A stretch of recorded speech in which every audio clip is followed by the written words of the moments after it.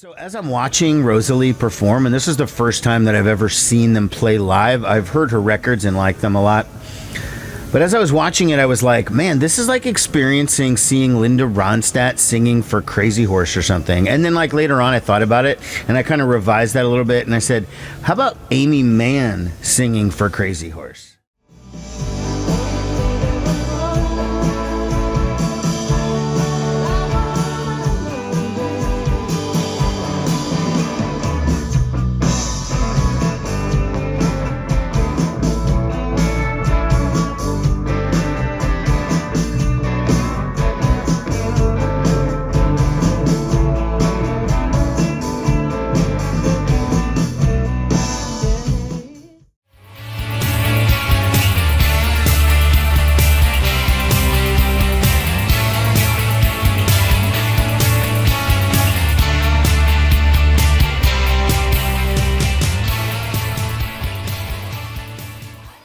Everyone, it's me, your buddy Dave, the host of the Dark Stuff channel on YouTube. Thanks a lot for checking out my latest video. It is always much appreciated. And in this video, we're going to do another episode here of this year's week. My week was, I don't know, it was different. I mean, it started, we had a music festival going on. I had a celebration of life event for a friend of mine who passed away. My two roommates, Neko and Blackie, pretty mellow this week, not a lot. I almost caught them on camera doing a fight, but I missed the bulk of it. And then we're going to have a new segment I'm doing called Old School, New School. And basically what that is when I find something, a record that I really connect to in the week, I'm going to try to find an artist from another era that is comparable. So if I find somebody new, I'm going to find an older artist. If I get vibe on an older artist, I'm going to try to find somebody new on that one. So that is coming up shortly.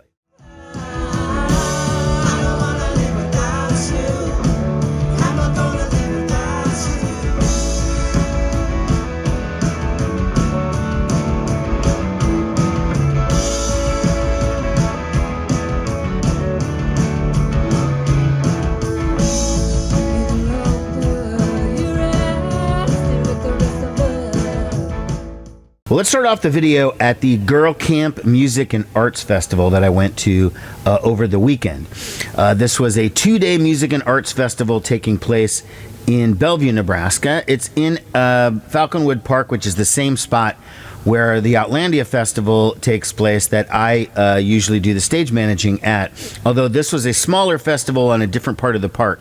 So if you hadn't been to Outlandia, but you did go to this, you still haven't really seen where like everything is. This isn't necessarily a review of this festival because it's a 2-day music and arts festival and I was only there one day and only for maybe about 4 or 5 hours of that time. So I can't really report on the whole thing. I can only report on the small portion that I saw. So the whole point of the festival is to celebrate, you know, women and girls in music. And it didn't mean you have to be a woman or a girl to be there. And apparently some dudes were a little bit intimidated by the idea or like afraid to go or something. You guys are a bunch of wussies, first of all. Second day's headliners were Indigo De Souza and Hurray for the Riff Raff. And if you follow this channel, you know that Hurray for the Riff Raff's new album, The Past is Still Alive, is among my favorites of the year and will no doubt make the top 10 albums of 2024. My main agenda was getting there in time to see Rosali. They were going on at 4 o'clock on the Saturday.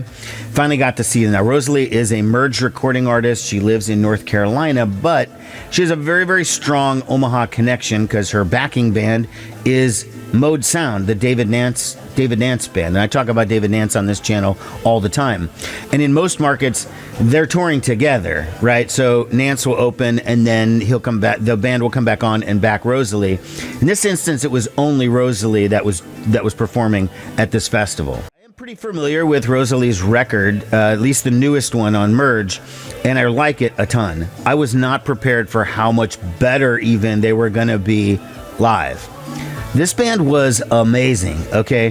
First of all, Rosali herself is great. Great guitar. She's a great singer, great songs. But then the addition of Mowed Sound made it like, I mean, that band as a backup band was like Crazy Horse. Like I said, this was very much like seeing Crazy Horse with a woman singer.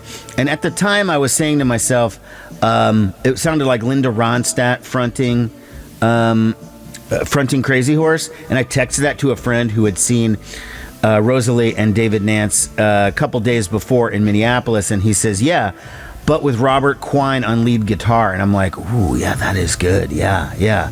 And then, of course, I thought about it a little bit later, and a friend of mine said, no, it's more like Gillian Welch or whatever, Gillian Welch. And then I was kind of like, yeah, I could see that too, but I'm thinking it's more like Aimee Mann fronting Crazy Horse. And that's where I've settled. That is what Rosali is like, seeing Aimee Mann with Crazy Horse as her backup band.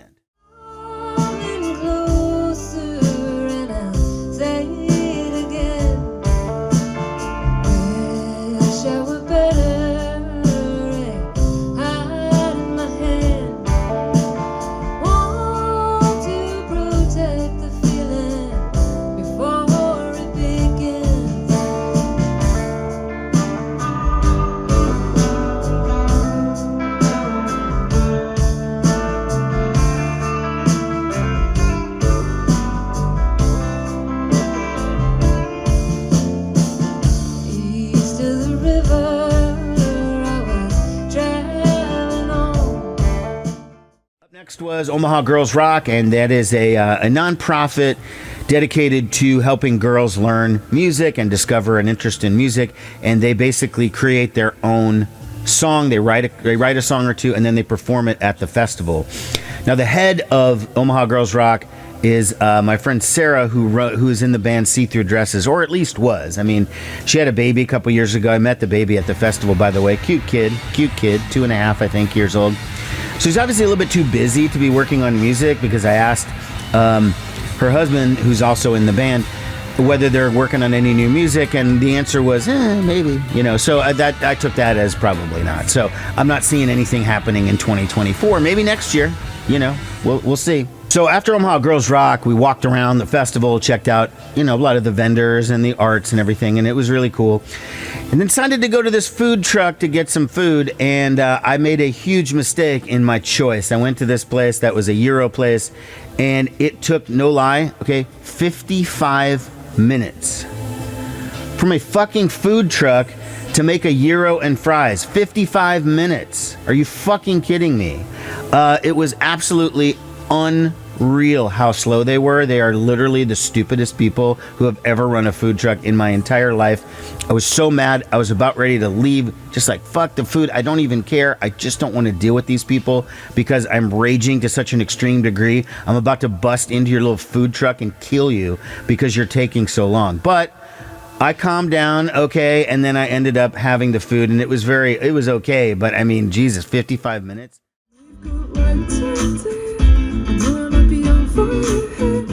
Just a few years to fight. Baby, can we just hold hands? Wanna sing something really I get a bit shy and feel this way. My eyes goes to my broken down. I'm the nerdy boy that the jokes are high.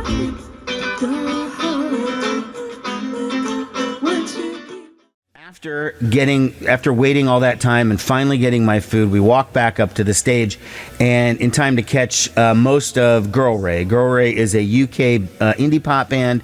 It was pretty good. I kind of liked it.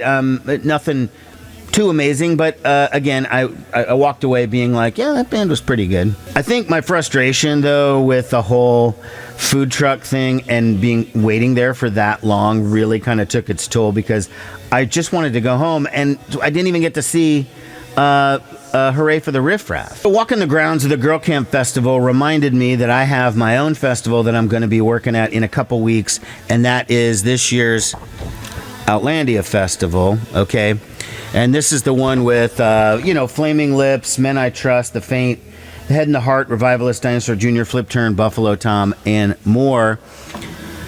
And I started freaking out, really, because I am really nervous about being able to deal with the heat, the 100 degrees, getting there at 7 in the morning, staying there till after midnight, starting over the next day. And it's just like, I don't know, I'm worried. I've been exercising a little bit more. I'm trying to do 2 a days. I'm not quite succeeding, but if I do 1 a day, that's good enough. But I am shooting for 2 a days.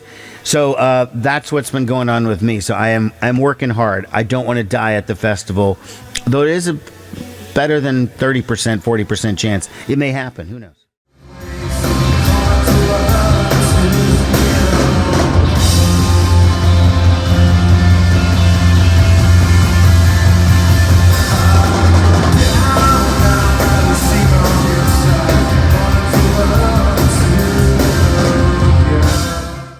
Okay, I did want to point out that there is a new Swervedriver coming out.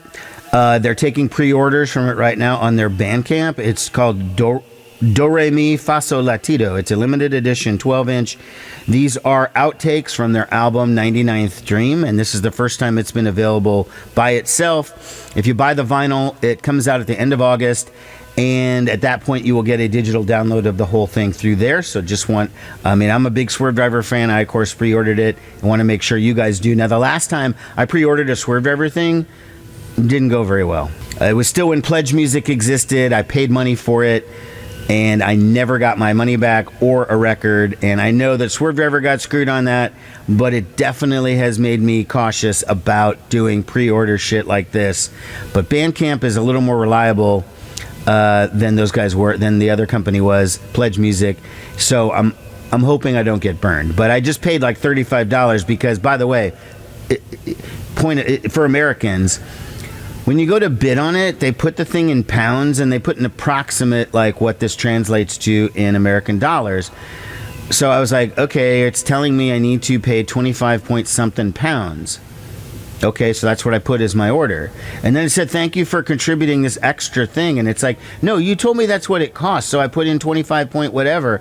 And then when I paid, it was like $47 American. So I don't really know how that worked out. But apparently I just paid $47 for the new Swervedriver. So just maybe be a little more cautious about the exchange rate when you're on Bandcamp ordering that record.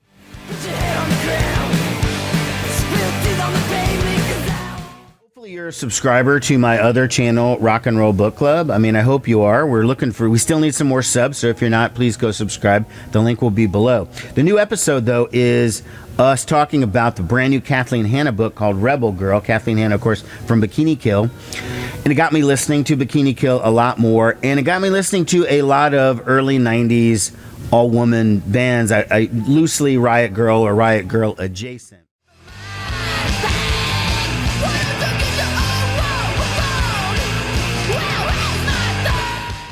There was one segment in the book in particular where Kathleen Hanna's talking about seeing Babes in Toyland for the first time, probably about 89 or 90 or so, and their first time up to Olympia, Washington, and how just blown away she was by how amazing the band was, how intense they were.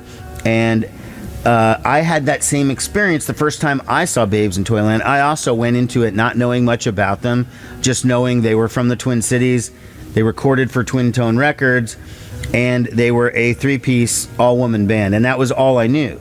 But yeah, it was one of the most intense experiences of my life, and I ranked that among my top 5 favorite shows ever. They're a little heavier than your average punk, so to some punk fans it's a little bit too metal, and then to metal fans it's just a little bit too punk for them. So they had a difficult time straddling that line as to where they would necessarily fit.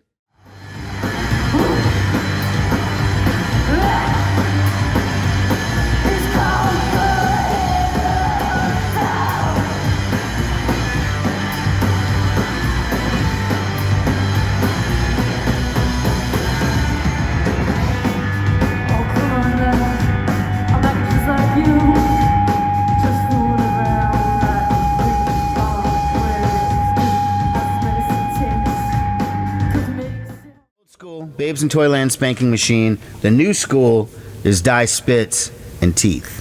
Okay, this is the band that I had a similar experience. Last October, I went to see Aimee and the Sniffers at the Waiting Room. I was excited about seeing that band, but hearing nothing but positive things. Die Spitz was the opener, and after seeing that band perform, I didn't really care about Aimee and the Sniffers anymore, if I'm just being honest. Die Spitz was so great. They were fucking incredible. There are obvious differences between the bands. Babes in Toyland was a trio. Die Spitz is a 4-piece. But Die Spitz does straddle that line between metal and punk. And they don't even like being called a punk band.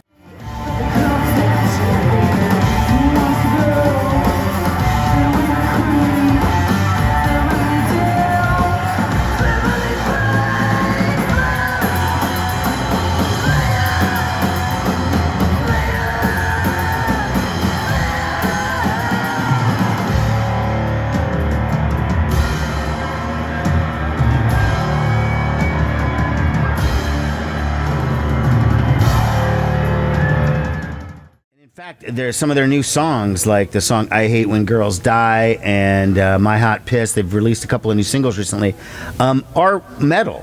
I mean, they're losing the punk edge. You know, great place to start with Babes in Toyland is the video for "He's My Thing." It's incredible. It's from 1989, I think. And the best place to start for Die Spitz is their video for "Hair of Dog."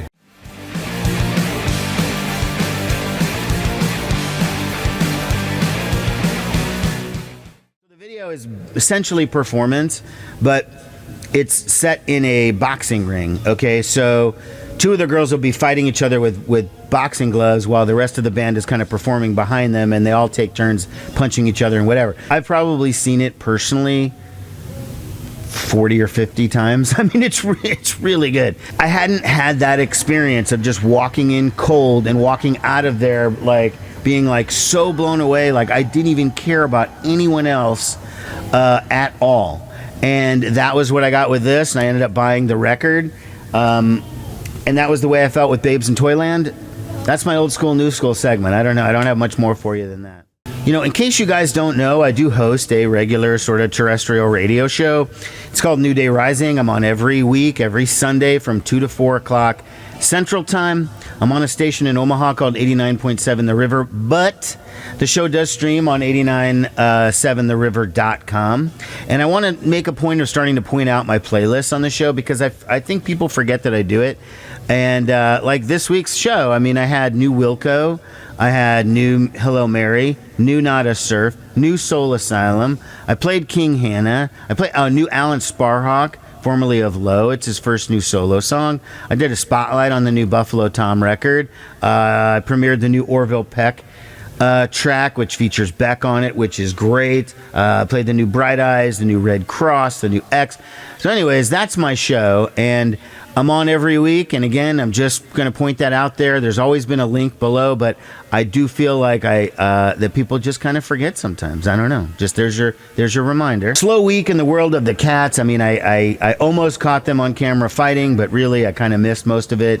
And then this is them interrupting me while I was trying to nap. They usually are pretty good about not bothering me when I'm sleeping, but in this case, I don't know, maybe I forgot to put food in the bowl or something, and they felt like bothering me. But not a ton of activity from the girls again this week. They're going to have to step it up, or they're going to become, this is going to be a short-lived segment. You know what I'm saying? The last thing I want to talk about is kind of something that occupied my week mentally, and that was that I went to a celebration of life event for a friend of mine who passed away a couple months ago, about 2 months ago.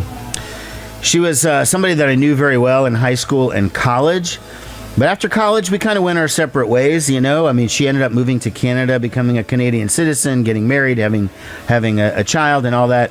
And I saw her maybe once or twice after college. It's a huge regret now, obviously, but it was something that it was one of those things, people just drift apart, you know? And one of the things that, I mean, I really do kind of hate social media, but one thing that I do like about, say, Facebook is it does give you the opportunity to connect with some people that you haven't seen in a really long time. And sometimes that can be positive, you know? Some jerk from high school that you didn't care about reconnects with you. It's like, oh, great. Okay, you again. That's fine. But in this case, I might have never heard from her again if it hadn't been for Facebook.